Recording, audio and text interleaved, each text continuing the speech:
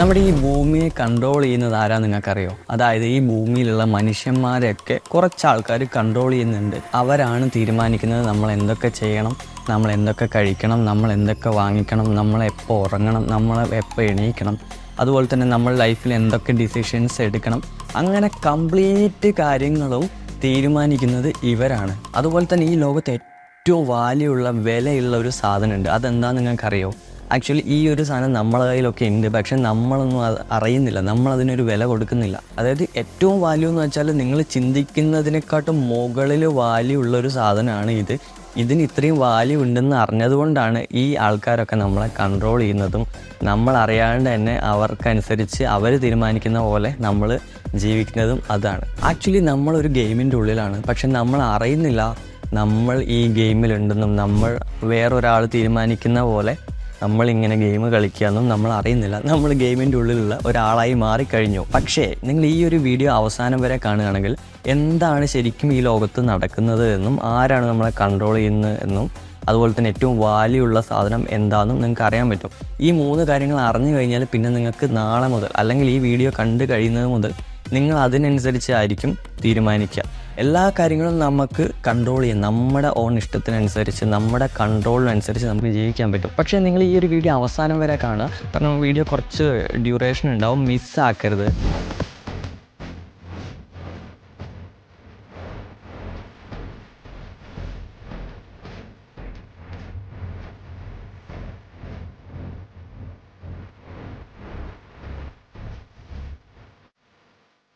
അപ്പോൾ നമ്മുടെ ഒന്നാമത്തെ കാര്യത്തിൽ തുടങ്ങാം. നമ്മൾ ആരാ കൺട്രോൾ ചെയ്യുന്നത്? നമ്മളെ കൺട്രോൾ ചെയ്യുന്നത് പരസ്യങ്ങളാണ്, അല്ലെങ്കിൽ അഡ്വർടൈസ്മെൻറ്റ്, ആഡ്സ് എന്നൊക്കെ പറയില്ലേ, ഇവരാണ് കൺട്രോൾ ചെയ്യുന്നത്. അതായത് ഈ പരസ്യങ്ങൾ കൊടുക്കുന്ന ബിസിനസ്മാൻമാരാണ് അല്ലെങ്കിൽ ബ്രാൻഡ്സാണ് നമ്മളെ കൺട്രോൾ ചെയ്യുന്നത്. നിങ്ങൾക്ക് എത്രത്തോളം കത്തിയെന്ന് എനിക്കറിയില്ല, വീഡിയോൻ്റെ കുറച്ചും കൂടി പോകുമ്പോൾ നിങ്ങൾക്ക് കറക്റ്റ് കാര്യങ്ങൾ മനസ്സിലാവും. നിങ്ങളിപ്പോൾ ഒരു കാര്യം എടുത്തോ, നിങ്ങൾ എന്തെങ്കിലും ഒരു സാധനം മേടിക്കാൻ ഉദ്ദേശിക്കുകയാണ്. ഫോർ എക്സാമ്പിൾ നിങ്ങളിപ്പോൾ ഒരു സൂപ്പർ മാർക്കറ്റിൽ പോകുന്ന ഒരു സോപ്പ് മേടിക്കാൻ ഉദ്ദേശിക്കുകയാണ്. ശരിക്കും നമുക്ക് ഇഷ്ടപ്പെട്ട ഒരു സോപ്പാണോ നമ്മളവിടെ പോയിട്ട് മേടിക്കുക? അല്ല, നമ്മൾ പരസ്യങ്ങളിലൂടെ കണ്ട് അവിടുന്ന് ഇവിടുന്ന് പറഞ്ഞ് കേട്ട ഒരു സാധനം നമ്മുടെ മൈൻഡിൽ തന്നെ ഒരു സാധനം ഉണ്ടാക്കി വെച്ചിട്ടുണ്ടാവും. ഫോർ എക്സാമ്പിൾ ഒരു സോപ്പ് എടുക്കുകയാണ്, അല്ലെങ്കിൽ ഇപ്പോൾ ഡവ് എന്ന് പറഞ്ഞ സോപ്പ് എടുക്കുകയാണ്. അപ്പോൾ ആ സോപ്പ് അടിപൊളിയാണ്, നമ്മൾ ചിലപ്പോൾ ഉപയോഗിച്ചിട്ടൊന്നും ഉണ്ടാവില്ല, പക്ഷെ നമ്മൾ ഈ പരസ്യങ്ങൾ കണ്ട് നമ്മൾ അതെന്തോ ഭയങ്കര സംഭവമായിട്ട് കാണുകയാണ്. ബാക്കിയുള്ള സോപ്പുകളൊന്നും അത്ര പോരാന്നുള്ളൊരു ഫീല് വന്നു. ശരിക്കും ഈ ഫീൽ ആരാ ക്രിയേറ്റ് ചെയ്ത് തന്നെ? പരസ്യങ്ങളാണ്. നിങ്ങളിപ്പോൾ ടി വിയിൽ ഇങ്ങനെ ചുമ്മാ സിനിമ കണ്ടുകൊണ്ടിരിക്കുമ്പോൾ അതിൻ്റെ ഇടയിൽ ഒരു പരസ്യം വരും, സോപ്പിൻ്റെ പരസ്യം. ഈ സോപ്പ് ഉപയോഗിക്കുമ്പോൾ ഇത്രയും ഭംഗി വന്നു, ഈ സോപ്പ് ഉപയോഗിക്കുമ്പോൾ ഇത്രയും പോരാ. അതായത് ഈ സോപ്പിനെ പൊക്കി അടിച്ചുകൊണ്ടുള്ള പരസ്യമായിരിക്കും, അതിൻ്റെ ക്വാളിറ്റി കാണിച്ചുകൊണ്ടുള്ള പരസ്യമായിരിക്കും. ആ പരസ്യം കാണുന്ന സമയത്തൊന്നും നമ്മൾ പോയിട്ട് സോപ്പ് മേടിക്കില്ല. നമ്മളിത് നിരന്തരം കണ്ടുകൊണ്ടിരിക്കുകയാണ്. പിന്നെ എപ്പോഴെങ്കിലും നമുക്കൊരു സോപ്പ് വേണമെന്ന് പറയുമ്പോൾ നമ്മൾ സൂപ്പർ മാർക്കറ്റിൽ പോകുമ്പോൾ ഒരുപാട് സോപ്പുകളുണ്ടാവും. അപ്പോൾ ഈ ഒരു പർട്ടിക്കുലർ സോപ്പ് നമ്മുടെ മൈൻഡിൽ കത്തും, ഇത് നൈസാണ്, ഇതെടുക്കാമെന്ന് പറഞ്ഞിട്ട് അങ്ങനെ നമ്മളെടുക്കും. അതായത് പറഞ്ഞു വന്നത് എന്താണെന്ന് വെച്ചാൽ, നമ്മളിപ്പോൾ എപ്പോഴും പറയും എനിക്ക് ഇഷ്ടമുള്ള സാധനം ഞാൻ മേടിക്കും, എനിക്ക് ബ്രാൻഡഡ് സാധനം മാത്രമേ മേടിക്കുള്ളൂ, വേറെ ആര് പറഞ്ഞിട്ടും കാര്യമില്ല, എനിക്കിഷ്ടപ്പെട്ട സാധനമേ മേടിക്കുള്ളൂ എന്ന് പറയാറുണ്ട്. പക്ഷേ ആക്ച്വലി നമുക്ക് ഇഷ്ടപ്പെട്ട സാധനമാണോ നമ്മൾ മേടിക്കുക? ബ്രാൻഡ്സ് നമ്മളെ തലയിൽ ഇങ്ങനെ പരസ്യങ്ങൾ കാണിച്ച് നമ്മളെ കൊണ്ട് ഇഷ്ടപ്പെടിക്കുകയാണ്, നമ്മൾ അറിയേണ്ട തന്നെ. സോ നമ്മൾ പോയിട്ട് അത് മേടിക്കും. ശരിക്കും ആ ഒരു സോപ്പിനെക്കാട്ടും അടിപൊളിയായിരിക്കും നമ്മുടെ നാട്ടിൽ കിട്ടുന്ന ഈ കുടിൽ വ്യവസായം അല്ലെങ്കിൽ ചെറുകിട വ്യവസായം എന്നൊക്കെ പറയില്ല. ബ്രാൻഡിങ് ഒന്നും ഉണ്ടാവില്ല, പക്ഷേ ആ സോപ്പ് ചിലപ്പോൾ ഇതിനെക്കാട്ടും അടിപൊളിയായിരിക്കും, ലോങ് ലാസ്റ്റിംഗ്, കുറേ കാലം നിൽക്കുമായിരിക്കും. പിന്നെ വേറൊരു കിടലിന് എക്സാമ്പിൾ പറയാം. ഫിഫ വേൾഡ് കപ്പ് അല്ലെങ്കിൽ എന്തെങ്കിലും ഒരു ഭയങ്കര ഒരു ക്രിക്കറ്റ് മാച്ചോ ഒരു ഫുട്ബോൾ മാച്ചോ ലോകം ശ്രദ്ധിക്കുന്നൊരു വേൾഡ് കപ്പ് തന്നെ എടുത്തോ.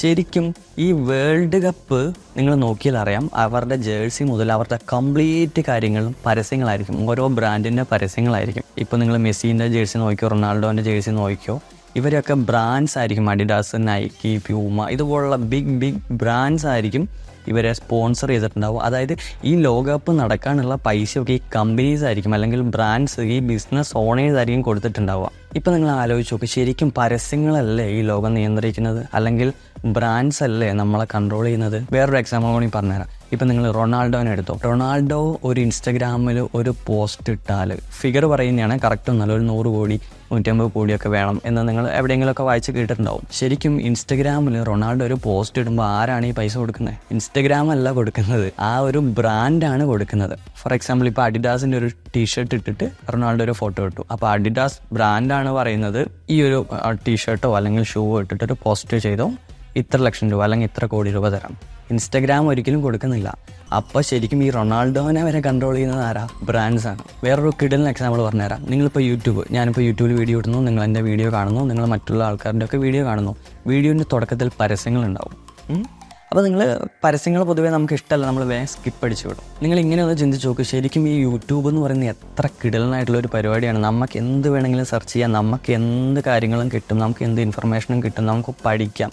ഇതൊരു ഫ്രീ പ്ലാറ്റ്ഫോമാണ്. നമുക്ക് യൂട്യൂബ് ഉപയോഗിക്കാൻ പ്രത്യേകിച്ച് പൈസ ഒന്നും കൊടുക്കേണ്ട ആവശ്യമില്ല. പിന്നെ വേറൊരു കാര്യമുണ്ട്, ഈ യൂട്യൂബ് ഇങ്ങനെ ഡെയിലി സ്മൂത്തായിട്ട് ഒപ്റ്റിമൈസ്ഡ് ആയിട്ട് അവരുടെ സെർവറൊന്നും ഡൗൺ ആവാണ്ട് ഇങ്ങനെ പോകണമെങ്കിൽ ഓരോ ദിവസവും അല്ലെങ്കിൽ ഓരോ മിനിറ്റും ഒരുപാട് സോഫ്റ്റ്വെയർ എഞ്ചിനീയേഴ്സും ഇതിന് പുറകെ ഇങ്ങനെ നിൽക്കുന്നുണ്ട്. അവരുടെ സെർവറിന് എന്തെങ്കിലും പ്രശ്നമുണ്ടോ ഇങ്ങനെ പരിഹരിച്ച് ഇങ്ങനെ ഡെയിലി ടാസ്ക് ഇങ്ങനെ നോക്കി നിൽക്കുകയാണ്. കാരണം നമുക്കൊരു സെക്കൻഡ് പോലും യൂട്യൂബ് ഡൗൺ ആവാനോ വീഡിയോ കാണാണ്ടിരിക്കാനോ സാധിക്കൂല. അപ്പോൾ അത്രയും പണിക്കാർ ശരിക്കും യൂട്യൂബിൻ്റെ പുറകിൽ ഇങ്ങനെ വർക്ക് ചെയ്യുന്നുണ്ട്. അപ്പോൾ ഇവർക്കെല്ലാം പൈസ കൊടുക്കണ്ടേ? ഇവർക്കെല്ലാം ഓരോ മാസം ലക്ഷങ്ങളും കോടികളൊക്കെയാണ് യൂട്യൂബ് കൊടുക്കുന്നത്. അപ്പോൾ യൂട്യൂബിന് എന്താണ് ശരിക്കും ഫ്രീ ആയിട്ട് ഒരു പ്ലാറ്റ്ഫോം നമുക്ക് തരാനും നമ്മളത് കാണാനുള്ള മെയിൻ കാരണം എന്താ? പരസ്യങ്ങളാണ്. അതായത് യൂട്യൂബിൻ്റെ ഒരു പരിപാടി ഞാൻ പറഞ്ഞുതരാം. ഇത് അടിപൊളി പരിപാടിയാണ്. ഇപ്പം ഞാനൊരു ബ്രാൻഡാണ്, ഞാനൊരു ഇൻ്റർനാഷണൽ ബ്രാൻഡാണ്. ഞാൻ എൻ്റെ പരസ്യം യൂട്യൂബിനടുത്ത് കൊടുക്കുകയാണ്. യൂട്യൂബിനടുത്ത് പറയുകയാണ്, ഇന്ന ദിവസം അല്ലെങ്കിൽ ഇത്രയും ദിവസം എൻ്റെ പരസ്യം ഈ വീഡിയോ കാണുന്ന എല്ലാ ആൾക്കാരുടെയും ഫ്രണ്ടിൽ ഇട്ടോളൂ എന്ന് പറഞ്ഞിട്ട് പൈസ കൊടുക്കുകയാണ്. ഒരു 100 രൂപ കൊടുക്കുകയാണ് എന്ന് വിചാരിച്ചോ. അപ്പോൾ ഈ 100 രൂപ കിട്ടുമ്പോൾ ആദ്യം തന്നെ 100 രൂപയിൽ നിന്ന് 40 രൂപ യൂട്യൂബ് അങ്ങ് എടുക്കും. എന്നിട്ടുള്ള ബാക്കി 60 രൂപയില്ലേ, ഈ 60 രൂപ യൂട്യൂബിൽ ആരാണോ വീഡിയോ ഇടുന്നത്, അതായത് ക്രിയേറ്റേഴ്സ്, എന്നെ പോലെയുള്ള ക്രിയേറ്റേഴ്സ്, ആ ക്രിയേറ്റേഴ്സിനാണ് കൊടുക്കുക. ആ ക്രിയേറ്റേഴ്സിൻ്റെ വീഡിയോ ആരെങ്കിലും കാണുവാണെങ്കിൽ ആ കണ്ടതിൻ്റെ ഇത്രയും പെർസെൻറ്റേജ് യൂട്യൂബിൻ്റെ ഒരു കണക്കനുസരിച്ച് 60-40 അതായത് ഒരു ബ്രാൻഡ് യൂട്യൂബിന് ക്യാഷ് കൊടുക്കുന്നു, യൂട്യൂബ് അതിൻ്റെ 40% എടുക്കുന്നു, ബാക്കി 60% കണ്ടന്റ് ക്രിയേറ്റേഴ്സ്, അതായത് വീഡിയോ കഷ്ടപ്പെട്ട് ഷൂട്ട് ചെയ്ത് എഡിറ്റ് ചെയ്ത് എന്നെപ്പോലെ വീഡിയോ ഇടുന്ന ആൾക്കാർക്കാണ് തരുന്നത്. അതുകൊണ്ടാണ് ഒരുപാട് കണ്ടന്റ് ക്രിയേറ്റേഴ്സും ചാനൽസൊക്കെ യൂട്യൂബിൽ ഇങ്ങനെ വരുന്നത്. കാരണം ഇത് നല്ലൊരു ഓപ്പർച്യൂണിറ്റി, ഇൻകം ഉണ്ടാക്കാൻ പറ്റിയ ഒരു വരുമാനം ഉണ്ടാക്കാൻ പറ്റിയ ഒരു മാർഗ്ഗമാണ്. ഇത് നിങ്ങളൊന്ന് ഇരുത്തി ആലോചിച്ചാൽ ചിലപ്പോൾ നിങ്ങൾക്ക് കോമഡി ആയിട്ട് തോന്നും യൂട്യൂബിൻ്റെ പരിപാടി. അതായത് ബ്രാൻഡ്സിൻ്റെ അടുത്ത് പോയിട്ട് പറയുകയാണ് നിങ്ങളെ പരസ്യം കാണിക്കണോ, പൈസ ഉണ്ടാന്ന് പറഞ്ഞിട്ട് ബ്രാൻഡിൻ്റെ അടുത്ത് പൈസ മേടിക്കുക. നമ്മളെടുത്ത് വന്നിട്ട് പറയാണ് പരസ്യം കാണിക്കാണ്ടിരിക്കണോ, പൈസ ഉണ്ടാന്ന്. അതാണ് യൂട്യൂബിൻ്റെ ഒരു പരിപാടി. പിന്നെ ഈ സോഷ്യൽ മീഡിയ മൊത്തം എടുത്തു, ഇപ്പോൾ ഫേസ്ബുക്ക്, ഇൻസ്റ്റഗ്രാം ഒക്കെ എടുത്തു. ഇൻസ്റ്റഗ്രാമിൽ നമ്മൾ സത്യം പറഞ്ഞാൽ എല്ലാവരും അഡിക്റ്റാണ്. ഒരു 90% ആൾക്കാരും ഇൻസ്റ്റഗ്രാമും അതിൻ്റെ റീലും കണ്ടിങ്ങനെ അഡിക്റ്റായിരിക്കുകയാണ്. ഡെയിലി ഇതിങ്ങനെ തോണ്ടിക്കൊണ്ടിരിക്കലാണ് നമ്മുടെ മെയിൻ പരിപാടി. ഒരു കാര്യം നിങ്ങൾ ഓർത്തു വെച്ചോ, എല്ലാ സോഷ്യൽ മീഡിയയും അതുണ്ടാക്കിയ ആൾക്കാർ അതിലേക്ക് ആൾക്കാരെ കൊണ്ടുവന്നിട്ട് അവരെ ഇങ്ങനെ പിടിച്ചിരുത്താനാണ് നോക്കുക.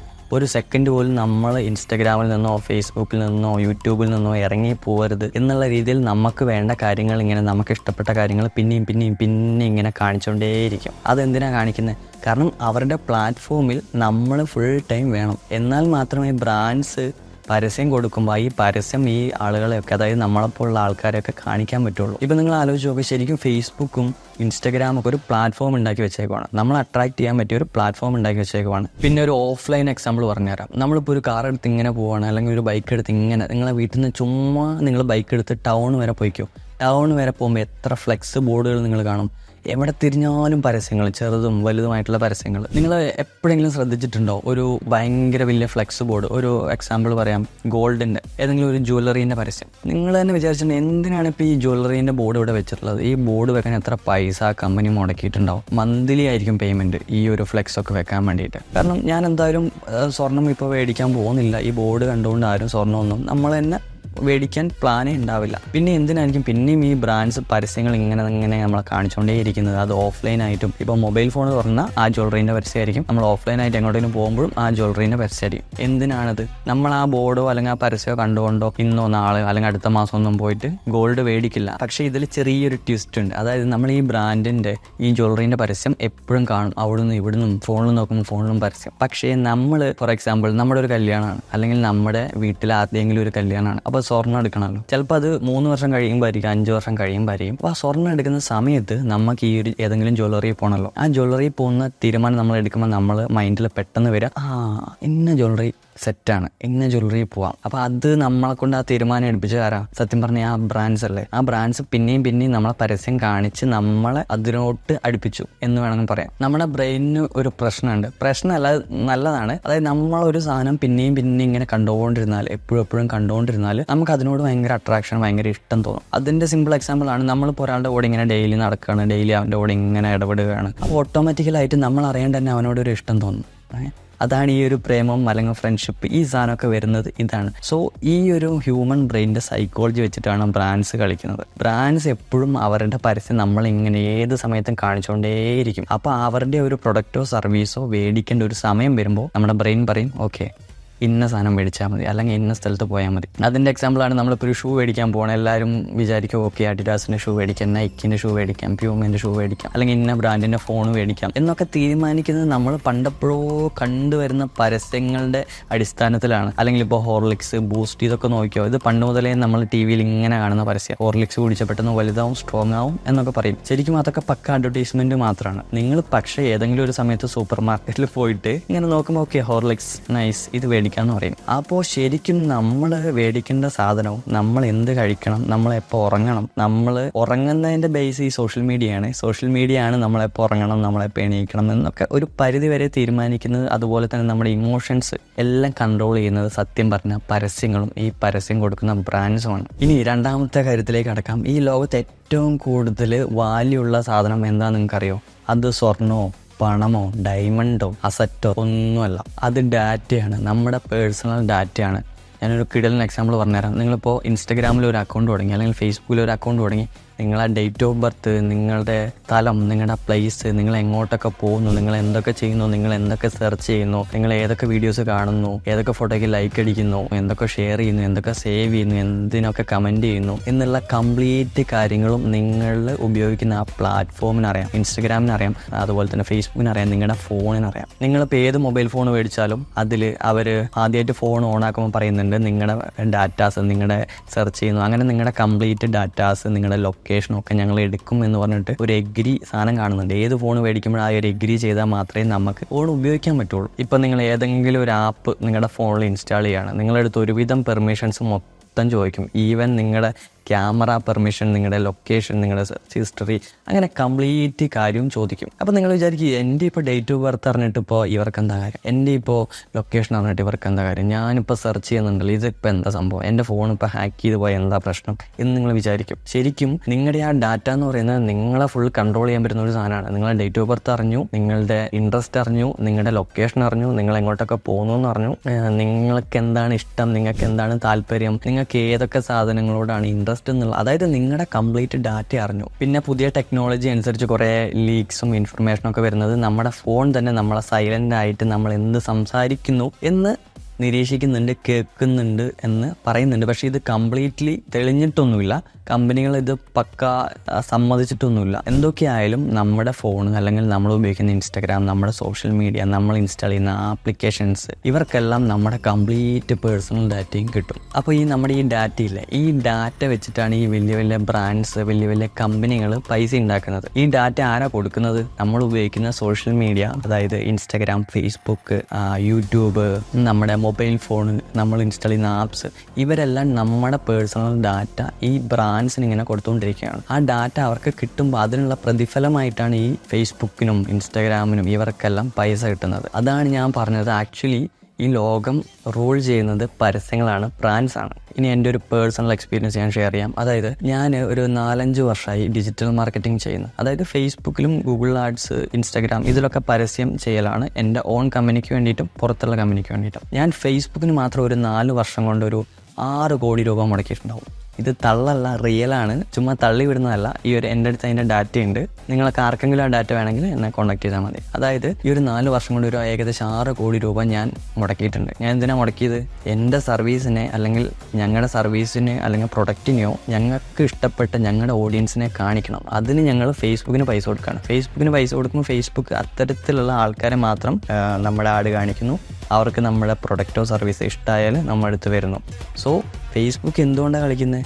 നമ്മുടെ ഡാറ്റ, ഇത്രയും ആൾക്കാരുടെ ഫേസ്ബുക്ക് ഉപയോഗിക്കുന്ന ആൾക്കാരുടെ ഡാറ്റ വെച്ചിട്ടാണ് ഫേസ്ബുക്ക് കളിക്കുന്നത്. ഫേസ്ബുക്കിൻ്റെ അടുത്ത് ഡാറ്റ ഉണ്ട്, അതായത് ഫേസ്ബുക്കിൽ ഒരു വൈഡ് ഓഡിയൻസ് ഉണ്ട്. അതുകൊണ്ട് ഞങ്ങൾ ബിസിനസ്സുകാർ ഫേസ്ബുക്കിന് പൈസ കൊടുക്കുന്നു, ഫേസ്ബുക്ക് എന്ത് ചെയ്യുന്നു, ആ ഡാറ്റ നമുക്ക് തരുന്നു. സോ ആക്ച്വലി ഡാറ്റയാണ് വിൽക്കുകയും വാങ്ങുകയും ചെയ്യുന്നത്. ഈ പറഞ്ഞ പ്ലാറ്റ്ഫോംസ് എല്ലാം ഡാറ്റ കൊടുക്കുന്നു, അപ്പോൾ ബ്രാൻഡ്സ് എന്ത് ചെയ്യുന്നു, പൈസ തരുന്നു. ഇപ്പോൾ നിങ്ങൾ ചിന്തിക്കുന്നുണ്ടാവും, നമ്മുടെ ഈ പേഴ്സണൽ ഡാറ്റാസ് ഇൻസ്റ്റാഗ്രാമോ യൂട്യൂബോ ഗൂഗിളോ ഫേസ്ബുക്കോ നമ്മുടെ ഉപയോഗിക്കുന്ന ഫോണൊക്കെ എടുത്തോട്ടെ, അതിനിപ്പോൾ എന്താ പ്രശ്നം? അതിന് പ്രത്യേകിച്ച് പ്രശ്നമൊന്നുമില്ല. പക്ഷെ ആ ഒരു ഡാറ്റ ബ്രാൻഡ്സിന് ഷെയർ ചെയ്യപ്പെടും. ഷെയർ ചെയ്യുമ്പോൾ എന്താ സംഭവിക്കുക? ആ ഒരു ഡാറ്റയിൽ നിങ്ങളുടെ ഏജ് എത്രയാണ്, നിങ്ങൾ ആണാണോ പെണ്ണാണോ, നിങ്ങൾ ഏതൊക്കെ ലൊക്കേഷനിൽ പോകുന്നു, നിങ്ങൾക്ക് എന്തൊക്കെ കാര്യങ്ങൾ ഇഷ്ടമാണ്, നിങ്ങൾക്ക് എന്തൊക്കെ കാര്യങ്ങൾ ഇഷ്ടമല്ല, നിങ്ങൾ എന്തൊക്കെ സെർച്ച് ചെയ്യുന്നു, നിങ്ങളുടെ ബിഹേവിയർ, നിങ്ങളുടെ ഇൻട്രസ്റ്റ്, നിങ്ങളുടെ ടൈപ്പ്, അങ്ങനെ കംപ്ലീറ്റ് ഡാറ്റ കിട്ടും. സോ ആ ഡാറ്റ വെച്ചിട്ട് അവരുടെ പ്രൊഡക്റ്റോ സർവീസോ നിങ്ങൾക്ക് കാണിച്ചുകൂടെ? ഫോർ എക്സാമ്പിൾ, നിങ്ങളിപ്പോൾ ഒരു ലേഡിയാണ് അല്ലെങ്കിൽ ഒരു വുമൺ ആണ്, അപ്പോൾ ഈ പറഞ്ഞ ബ്രാൻഡ്സ്, നൈക്ക പോലെയുള്ള ബ്രാൻഡ്സ് ഉണ്ടല്ലോ, ഇവരുടെ സാധനങ്ങളൊക്കെ നിങ്ങൾക്ക് നിങ്ങളെ മാത്രം കാണിച്ചുകൂടെ? നിങ്ങളൊരു സ്ത്രീ ആണെങ്കിൽ നിങ്ങളെ മാത്രമേ അവരുടെ പ്രൊഡക്റ്റ് കാണിക്കുള്ളൂ. ഇനിയിപ്പോൾ ആണാണെങ്കിൽ, ബോയ്സ് ആണെങ്കിൽ